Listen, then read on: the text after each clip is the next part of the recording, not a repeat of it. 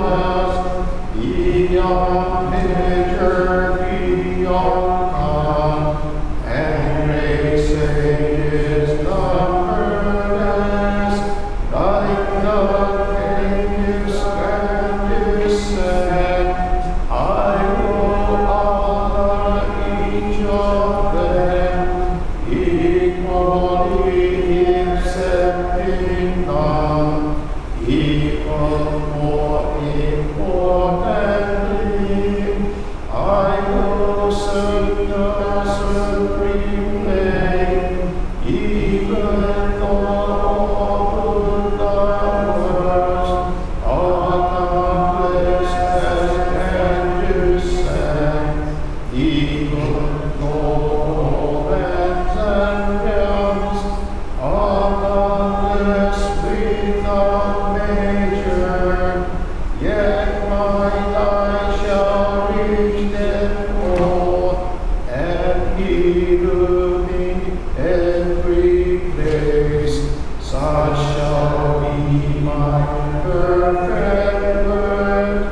such my power infinite, when I attain Buddhahood, my name will be first and best, place of practice transcendent, its people sublime and rare, and people to Nirvana, beyond all comparison, with pity for everyone, I will carry all across, all who come from ten quarters, to be born into my land, to attain your joyful life, peace and great tranquility. If my weakness is, conquer my sincerity. Now that I have made my vows, I will strive to fulfill them. Buddha's love and orders, with your wisdom unhindered, may all these honors know my deepest intention, even though my body must bear living pain and suffering.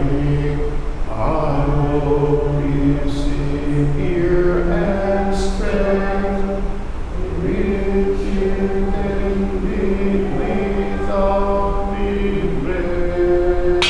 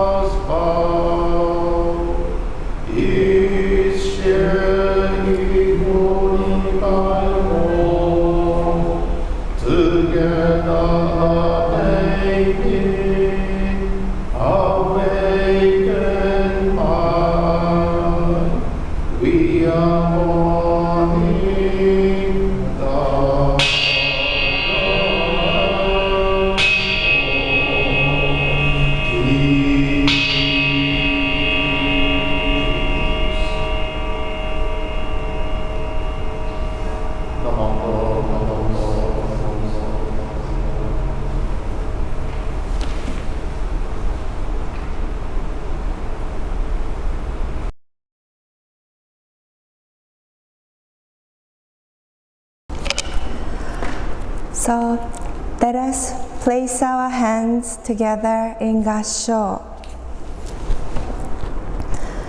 Seeing the sentient beings of the Nembutsu throughout the world, countless as particles in the 10 quarters, the Buddha grasps and never abandons them, and therefore is named AMIDA. Namandab, namandab, namandab. Namandab, namandab.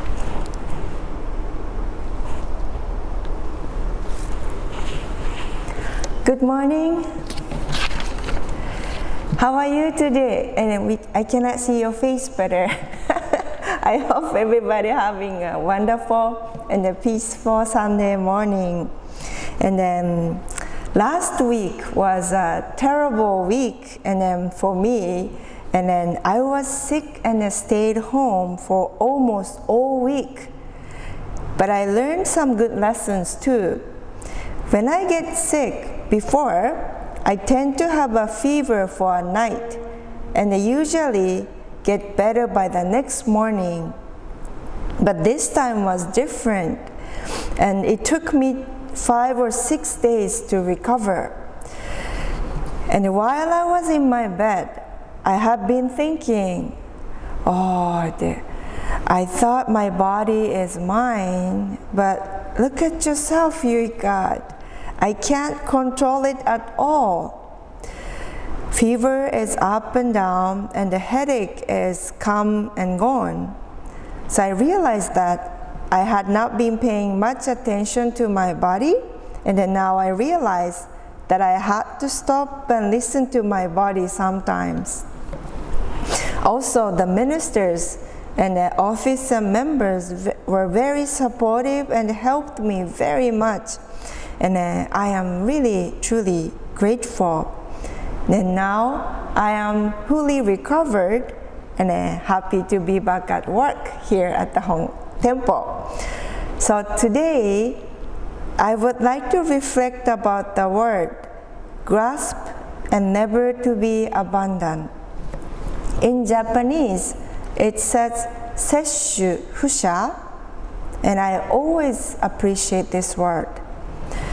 Since the month of the March, we are having our service from Hondo, our main temple. I really feel like home when I'm at the Hondo, and every time I look up AMIDA Buddha. Have you ever looked closely to Hawaii Betsuin AMIDA Buddha's statue? I always think this particular AMIDA Buddha statue has very, very gentle countenance. Face shape is little round and high cheekbone. Looks like a little bit like a baby face, yeah? And then, so since I first assigned to this beautiful Hawaii Betsuin, I always adore this AMIDA Buddha's gentle face. As you may know, that Honpa Hongwanji's Buddha is always AMIDA Buddha, and there's no other Buddha in the altar. And the AMIDA Buddha placed at the center of the altar. Various Buddhist denominations have all different Buddha statues at their altar, and some are very well known.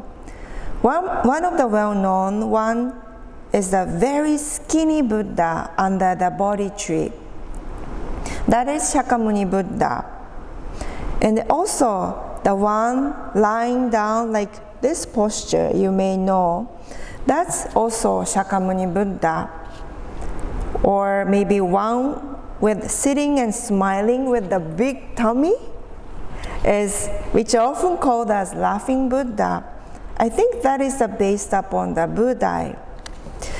Our Buddha, AMIDA Buddha, you can see at the center of the altar. As you may know, the Honpa Hongwanji temple, AMIDA Buddha is always standing and never illustrated as sitting posture or resting posture. The meaning of this standing posture try to express that AMIDA Buddha is moving toward us right now and is already in the motion to save us. Not only that, if you see the AMIDA Buddha statue from the side, that you may aware the AMIDA Buddha is slightly leaning forward. It means AMIDA Buddha is about to move toward you at this instant, this moment. So this AMIDA Buddha statue explains many of those AMIDA Buddha's virtue towards us. When my niece was a baby, now she's already 3 years old, she always crawled and wherever she liked to go. She didn't care if there were steps or table. She didn't know if there were any danger around her. My sister, the mother of my niece, she always followed her wherever she goes and then kept her eyes on her to make sure she's okay. I think we are all once a baby. Can't believe it, yeah, but me too, I'm once a baby too. And then someone was always there for us to make sure we're okay. When I was a teenager and I was in rebellion phase, I wasn't nice to my family. I didn't talk too much to my mother and father, and I didn't talk with my sister and brother. My parents always prepared meal, clothes, nice comfortable bed, place to stay, and offer me support and help.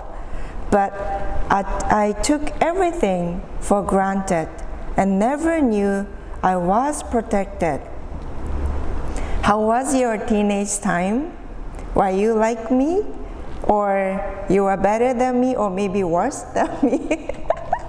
Oh, I wish everybody's here, then I can see everybody's faces, but I cannot see everybody. So as I grew older now, I felt bad to my parents whenever I took granted what things shouldn't take as granted. Those were their patience, selfless giving, and love. Like baby time through teenager, someone was always there for us and protected and watched over us. We are all now grown up, but we are still the baby of Amida Buddha. As mother keeps her eyes on her precious baby, the Amida Buddha always watching over us. As teenagers ignore and blind to their parents' care and love, we are oftentimes blind to Amida Buddha's compassion. As the side note of the hymns I read at the beginning, Shinran Shonin wrote as such: grasp, sesshu, means once grasped, one is never abandoned. Setsu means to pursue and grasp the one who seeks to run away. Setsu means to take in. Shu means to receive and embrace. So this sentence, pursue and grasp the one who seeks to run away, teaches us that the depth of Amida Buddha's great compassion, sometime or maybe oftentimes, our mind is driven by the greed, anger, and ignorance. In Jodo Shinshu, we always heard we are all embraced as we are. But it does not mean that we say we are okay as we are. These passions need to be eliminated to reach to the enlightenment, but it always arises within us, and sometimes these passions ruin our life, both physically or mentally. Yes, Amida Buddha keeps calling us that come as you are, but the bottom of Amida's calling, there is a deep sadness and pain toward us. The Chinese character of compassion is said as jihi. He is written like this. He is like this. And then he literally means sadness. And the character constructed based upon the image of the wing of the bird. So this is I learned the wing of the bird, and this means a heart. So this part means the wing of the bird is torn apart to separate it. So it is painful and sorrowful. And Amida Buddha's compassion contains not only gentleness and warmth, but there is deep sorrow and pain, because all of us have those uncontrollable passions which generate the pain and suffering within us. We contain inevitable suffering within us, but all together with the pain and suffering, we are embraced, we are grasped, and never to be abandoned. We are all who are running away from Amida Buddha's compassion, but yet we are always embrace the powerful and deep compassion of Amida Buddha.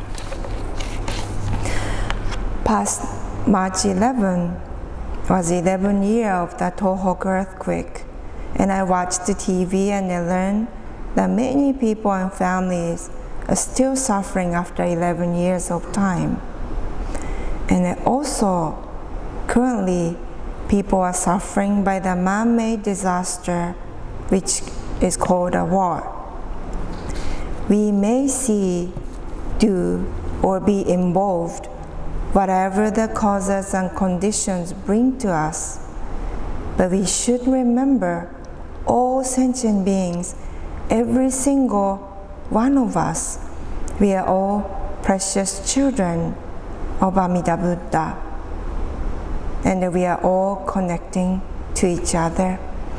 So thank you very much for listening. And then this concludes my today's message. So as a conclusion, let us together recite the name of the Buddha. Namo Amida Butsu, Namo Amida Butsu, Namo Amida Butsu, Namanda, Namanda, Namanda.